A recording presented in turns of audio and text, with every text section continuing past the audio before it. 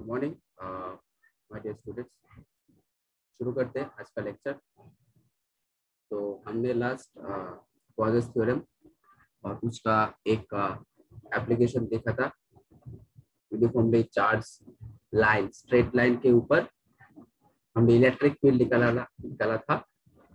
Electric field due to a straight conductor और straight wire, charge straight wire. आज हम देखेंगे उसका फर्दर और एप्लीकेशन। ठीक है, तो चलो शुरू करते हैं आज का लेक्चर।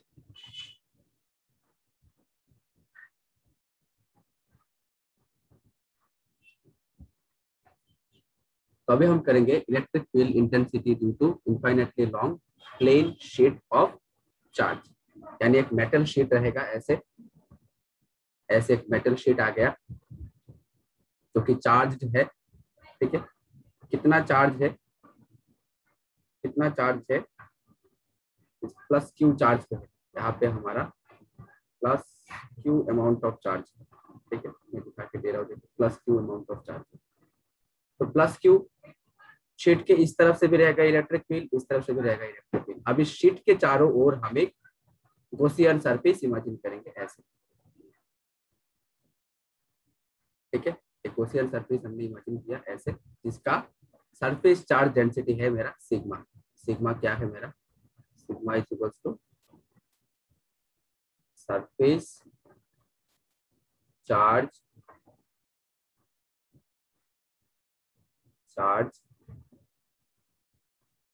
डेंसिटी। ठीक है, sigma is equals to surface charge density. और इसका तो फॉर्मूला हम जानते हैं, चार्ज पर यूनिट एरिया जानते हैं। ठीक है,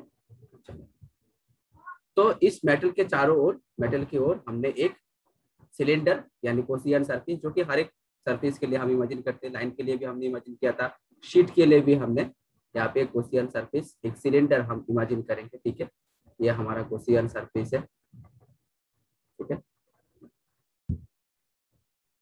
दिस इज आवर गॉसियन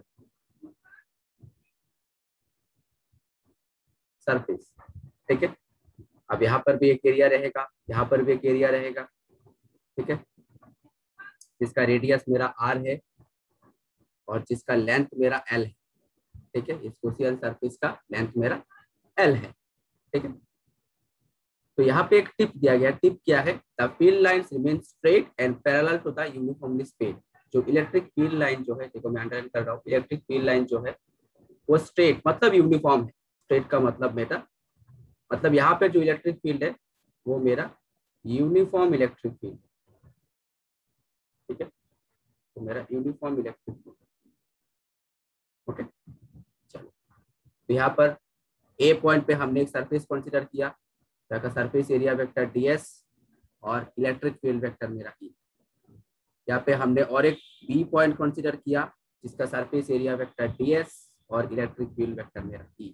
इस पे कोई शक वाली बात सर बिल्कुल नहीं है। और यहाँ पर हमने एक छोटा सा सरफेस कंसीडर किया C, जिसका एरिया वेक्टर ds और जिसका इलेक्ट्रिक फील्ड S। ठीक है, C का इलेक्ट्रिक फील्ड ds ऊपर की तरफ और इलेक्ट्रिक फील्ड मेरा S। तो यहाँ पे देखो, यहाँ पे जो फ्लक्स है ये एंगल मेरा π/2। ठीक है, तो यहाँ पे फ्लक्स मेरा 0 हो जाएगा। यहाँ पे रहेगा मेरा मैक्सिमम फ्लक्स। ठीक है, और यहाँ पे रहेगा मेरा मैक्सिमम फ्लक्स। ओके, यहाँ पे रहेगा मेरा मैक्सिमम फ्लक्स, यहाँ पे रहेगा मेरा मैक्सिमम फ्लक्स। ये जो फ्लक्स है ये फ्लक्स हो जाएगा मेरा 0। ठीक है, तो अकॉर्डिंग टू गॉसेस लॉ, ये हम जानते हैं, according to Gauss's law phi E is equals to, या फिर फाई हम लिख सकते हैं surface integral of electric field over any closed surface is equals to q divided by epsilon naught. ठीक है, यहाँ पे तीन सरफेस है। This is surface number 1, suppose a point पे this surface number 1, this surface number 2 and this is surface number 3। ठीक है, अब ये तो फ्लक्स मेरा 0 हो जाएगा। अल्टीमेटली फ्लक्स मेरा ये रहेगा और ये रहेगा। ठीक है, इस साइड का ये फ्लक्स रहेगा और इस साइड का मेरा ये फ्लक्स रहेगा। ठीक है, देखते हैं।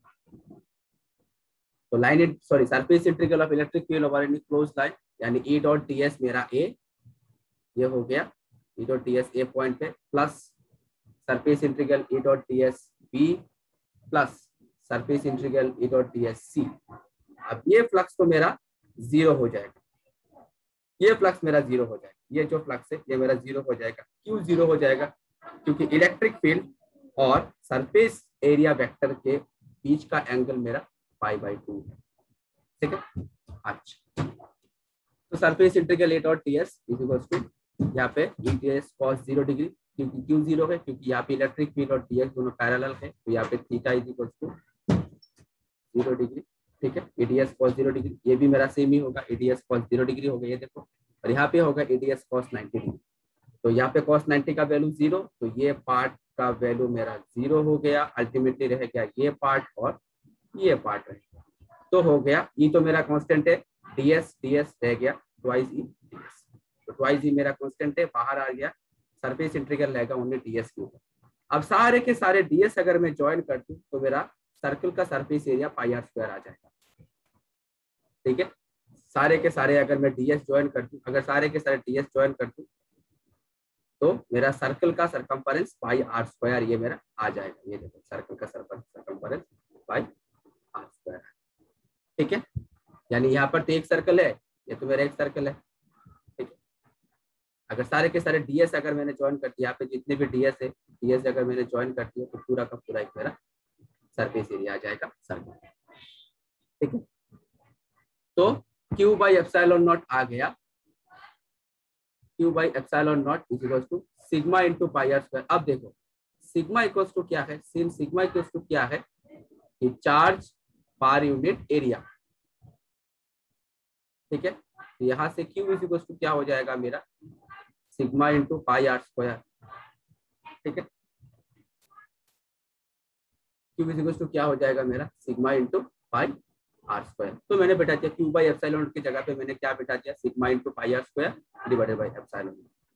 ठीक है, फर्दर हमने क्या किया? Where sigma is the surface charge density और इसका वैल्यू है q/चार्ज पर यूनिट एरिया। सिंस जो फॉर्मूला था twice e into πr² is equal to q/ε0, q का वैल्यू ये आ गया, यहाँ पे πr² कैंसिल चला गया। ठीक है, तो ट्वाइस e इक्वल्स टू यानी फर्दर आ जाएगा, यानी फर्दर आ जाएगा मेरा, यानी फर्दर आ जाएगा और twice e equals to this, twice e equals to this, और तो मैं लिख देता हूँ twice e is equals to आ जाएगा, twice e is equals to आ जाएगा sigma by epsilon naught, implies यहाँ से e इज इक्वल्स टू आ जाएगा सिग्मा बाय ट्वाइस एप्सिलॉन। ठीक है, ओके।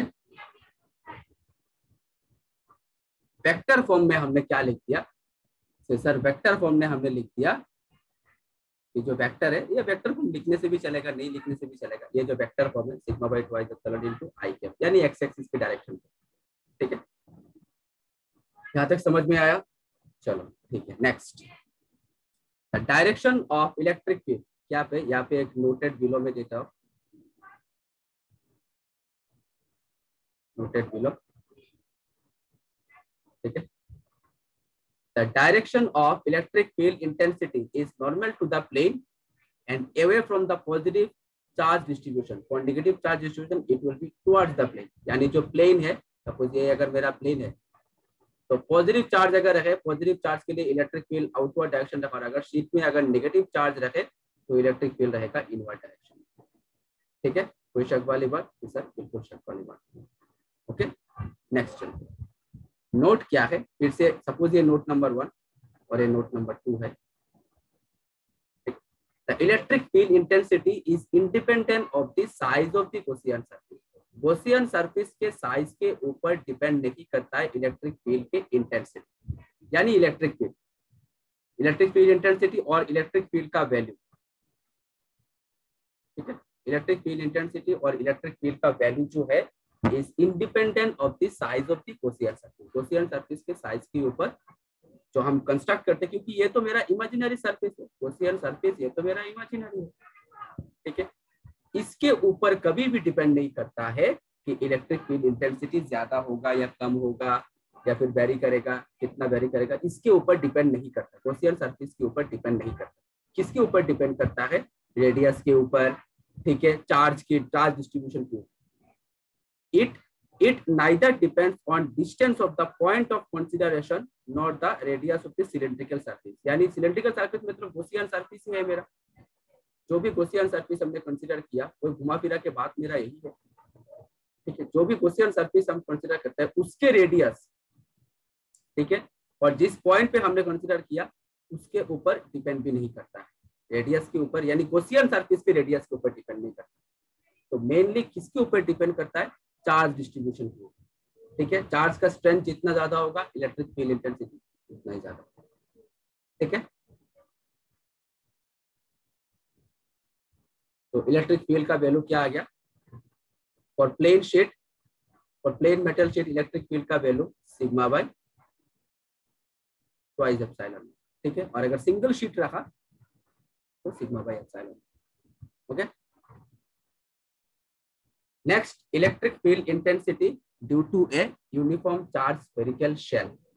3 पॉइंट है, 3 है, मैंने कहा था 3 एप्लीकेशन हम करेंगे। फर्स्ट एप्लीकेशन हमने लाइन किया था जिसके चारों ओर हमने सरफेस ड्रॉ किया था, गॉसियन सरफेस ड्रॉ किया था सिलेंडर। सेकंड हमने अभी अभी किया मेटल शीट, ठीक है, इसका हमने इलेक्ट्रिक फील्ड अभी अभी निकाला।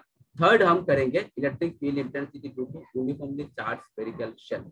अब इसका भी हम 3 कंडीशन करेंगे, इसका भी हम 3 कंडीशन करेंगे। ठीक है, फर्स्ट कंडीशन करेंगे at a point, first consider करेंगे at a point P outside the shell, यानी शेल के बाहर, शेल और मेरा पकड़ लो एक स्फीयर। ठीक है, शेल पकड़ लो या स्फीयर पकड़ लो, बात मेरा एक ही, शेल और sphere at a point outside the shell. Suppose ये मेरा चार्ज स्फेरिकल शेल है, स्फीयर है। अब 2 डायमेंशन प्लेन पे तो मैं स्फीयर ड्रॉ नहीं कर सकता हूँ, तो यही मेरा स्फीयर है जिसके सरफेस पे मेरा चार्ज है और जिसका सरफेस चार्ज डेंसिटी मेरा हम पकड़ेंगे सिग्मा। ठीक है, सेंटर ओ है और ये रेडियस है और एक हॉलो स्फीयर है, यानी अंदर से मेरा खाली है, ये हॉलो स्फीयर है, एक हॉलो स्फीयर है जिसका अंदर से मेरा खाली है। ठीक है, प्लस क्यू चार्ज है। ठीक है, और ये पी जो है वो शेल के बाहर है, ये जो शेल है इसके बाहर है। अब इसके चारों ओर हम एक गॉसियन सरफेस पी पॉइंट को साथ लेकर एक गॉसियन सरफेस इमेजिन करेंगे। देखो ये देखो, ये देखो हमने गॉसियन सरफेस। अब स्फीयर के चारों ओर हम एक स्फीयर ही इमेजिन कर सकते हैं। ठीक है, ये भी एक स्फीयर ही है, ये जो गॉसियन सरफेस है ना ये भी एक स्फीयर ही है। ठीक है, सरफेस, ठीक है, इस पी पॉइंट को साथ लेकर हम एक गॉसियन सरफेस इमेजिन किए, ये भी एक स्फीयर ही है।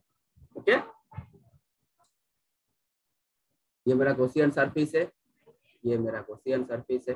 ओके, जिसका रेडियस है स्मॉल आर। अब यहाँ पे हम एक स्मॉल सरफेस कंसीडर करते हैं डीएस, स्मॉल सरफेस कंसीडर करते हैं डीएस, जिसका एरिया वेक्टर रहेगा इस तरफ और इलेक्ट्रिक फील्ड का भी डायरेक्शन। ये देखो ये मेरा एरिया वेक्टर हो गया और इसी तरह से मेरा एरिया वेक्टर का भी डायरेक्शन हो गया। ठीक है, चलिए, तो ये हो गया मेरा एरिया वेक्टर का डायरेक्शन। ओके, अच्छा,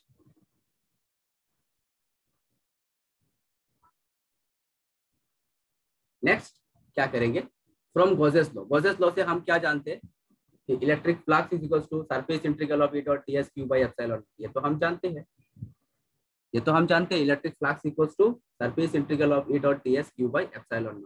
ओके, अच्छा, तो E and ds are same direction. इधर देखो E भी एक ही डायरेक्शन पे, ds भी इधर, यानी यहाँ पे फ्लक्स जो है वो रहेगा मैक्सिमम।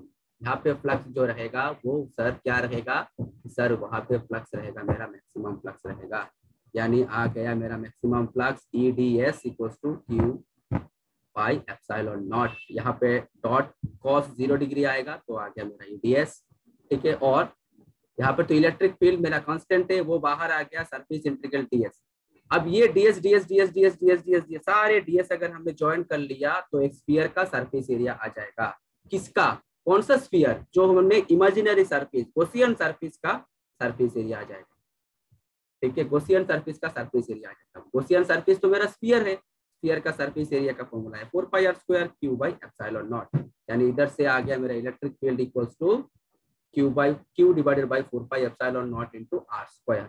ठीक है, अब ये पॉइंट तो बाहर है, लेकिन ये तो मेरा शेल है। ठीक है, और इसके चार्ज अगर Q है, इसके अगर चार्ज मेरा Q है, तो यहाँ पे हम surface charge density sigma equals to हम लिख सकते हैं charge per unit area 4π capital R²। अब कैपिटल R तो मेरा स्फीयर का रेडियस है, अंदर का जो शेल है उसका रेडियस तो मेरा कैपिटल R है, और जो हमने इमेजिनरी सरफेस जो इमेजिन किया है उसका रेडियस मेरा स्मॉल r। ठीक है, अब ये तो मैंने इमेजिन किया हुआ है, ये तो कोई चार्ज नहीं है। चार्ज कौन है? चार्ज मेरा ये शेल है। ठीक है, और surface charge density sigma equal to charge per unit area.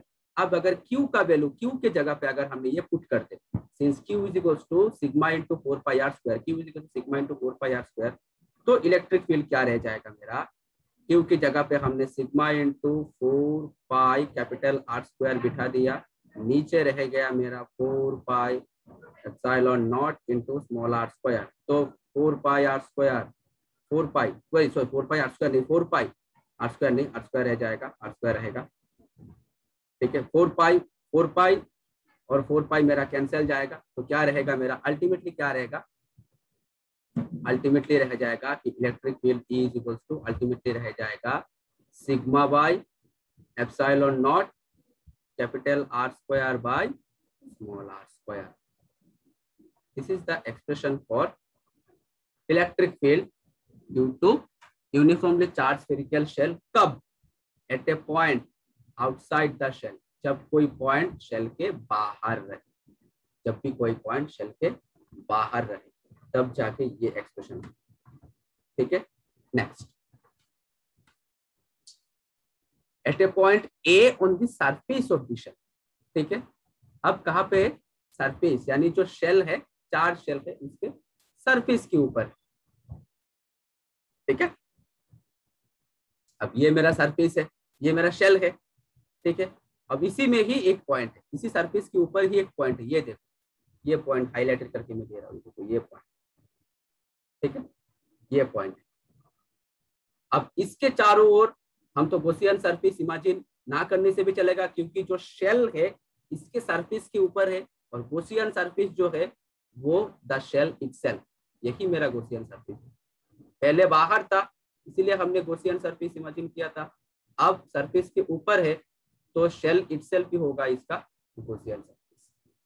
ठीक है, अब यहाँ पे हम एक छोटा सा एरिया कंसीडर करेंगे ds, पहले की तरह छोटा सा एरिया कंसीडर करेंगे ds, जिसका एरिया वेक्टर इस तरफ रहेगा और जिसका इलेक्ट्रिक फील्ड मेरा इस तरफ है। ठीक है, तो फ्रॉम गॉसेस लॉ ये तो हम जानते हैं, surface integral of electric field over any closed surface is equal to Q by epsilon naught E and ds are the same direction, so the flux is maximum, so the flux is maximum. Okay, so electric field over any closed surface ds cos 0 degree, cos 0 का value 1, तो हो गया Q by epsilon not.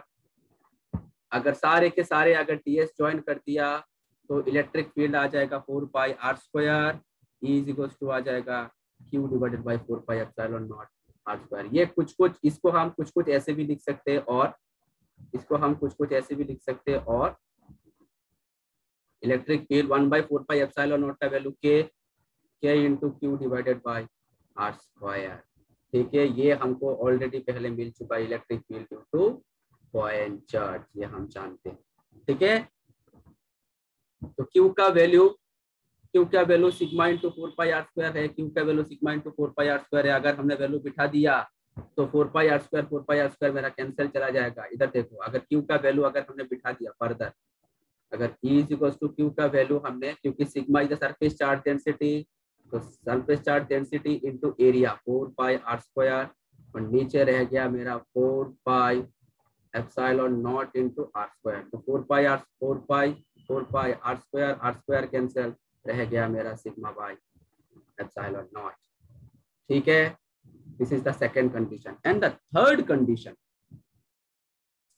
Condition क्या है? At a point B inside the shell. अब shell के अंदर है, ये पॉइंट बी जो है कहाँ पे है, तीन कंडीशन हमने किया शेल का। पहला कंडीशन था आउटसाइड द शेल, दूसरा कंडीशन सेल के सरफेस के ऊपर, तीसरा कंडीशन अभी हम करेंगे, तीसरा कंडीशन है at a point B inside the shell. ठीक है, अब ये मेरा शेल है, अब इसके अंदर ये तो मेरा होलो स्फेरिकल शेल है, ये मेरा होलो है। ठीक है, यानी अंदर से खाली। ठीक है, अंदर से खाली। अब एट ए पॉइंट बी, देखो ये इनसाइड है, ये पॉइंट में मार्क करके दे रहा हूँ अच्छी तरह से ताकि तुम लोग के नजर में, हाँ ये देखो ये point B inside the shell. ठीक है ना, अंदर है। तो इसके चारों ओर हम एक गॉसियन सरफेस इमेजिन करेंगे। ये हमने गॉसियन सरफेस इमेजिन कर लिया, this is the Gaussian surface, Gaussian surface. Okay, this is the Gaussian surface. Okay, ये जिसका रेडियस मेरा आर डैश है, तुम लोग आर भी दे सकते हो, कोई बात नहीं। अब यहाँ पे हम एक छोटा सा एरिया कंसिडर करेंगे, डीएस पहले की तरह एकदम, उस पर कोई दिमाग लगाने वाली बात नहीं, पहले की तरह डीएस। इस तरफ से मेरा एरिया वेक्टर रहेगा और इसी तरफ से मेरा इलेक्ट्रिक फील्ड रहेगा। ठीक है, तो पहले की तरह फ्रॉम गॉसेस लॉ, ये तो हम जानते हैं, flux equal to surface integral of electric field over an closed surface. ठीक है, E and ds are same direction, तो फ्लक्स मेरा मैक्सिमम, फ्लक्स मेरा मैक्सिमम, और मैक्सिमम फ्लक्स कितना आता है मेरा, ईडीएस आता है, मैक्सिमम फ्लक्स मेरा ईडीएस आता है। ये देखो मैक्सिमम फ्लक्स मेरा ईडीएस आ गया। अब इधर से अगर मेरी इलेक्ट्रिक फील्ड बाहर आ गया तो डीएस। ठीक है, तो 4 pi r square into Q by epsilon naught. अगर सारे के सारे डीएस, अंदर के डीएस अगर मैंने ज्वाइन किया तो स्फीयर का सरफेस एरिया आ जाएगा। स्फीयर का सरफेस एरिया का फॉर्मूला है 4 पाई आर स्क्वायर। ठीक है, तो यहाँ से ई इक्वल्स टू आ गया। अब अंदर में यहाँ पे देखो चार्ज जो है वो मेरा जीरो है, यहाँ पर देखो चार्ज जो है वो मेरा जीरो है, यहाँ पर देखो चार्ज जो मैंने जीरो लिया है। क्यों जीरो लिया गया है, क्योंकि एट इनसाइड हमें कंसीडर करते हैं, एट इनसाइड, इनसाइड पे जो है charge Q is equal to zero. ठीक है, at inside charge Q is equal to zero. तो चार्ज कहाँ पे रहेगा, चार्ज सरफेस पे रहेगा। देखो सरफेस में चार्ज, कहाँ पे चार्ज है, स्फेरिकल शेल के सरफेस के चार्ज है, बाहर भी चार्ज नहीं है। ठीक है, लेकिन हमने बाहर पॉइंट कंसीडर किया था, उसका हमने इलेक्ट्रिक फील्ड निकाला था। ठीक है, लेकिन अंदर Q is equal to zero है, जिसके वजह से टोटल इलेक्ट्रिक फील्ड का वैल्यू मेरा क्या आ जाएगा, total electric field since Q is equal to zero inside the Gaussian surface, जो मैंने अभी अभी तुम लोगों को बोला। ठीक है, so therefore electric field equals to zero, यानी at inside electric field at a point inside the shell electric field is equals to zero। ठीक है, समझ में आया। चलो तो स्टूडेंट्स, आज का लेक्चर यहाँ तक ही समाप्त करते हैं, और यही पे तुम्हारा चैप्टर नंबर 1 की एंड हो जाती है। नेक्स्ट अगले दिन से हम chapter 2 electrical potential and capacitance शुरू करेंगे। तब तक के लिए stay safe, stay at home. Thank you so much.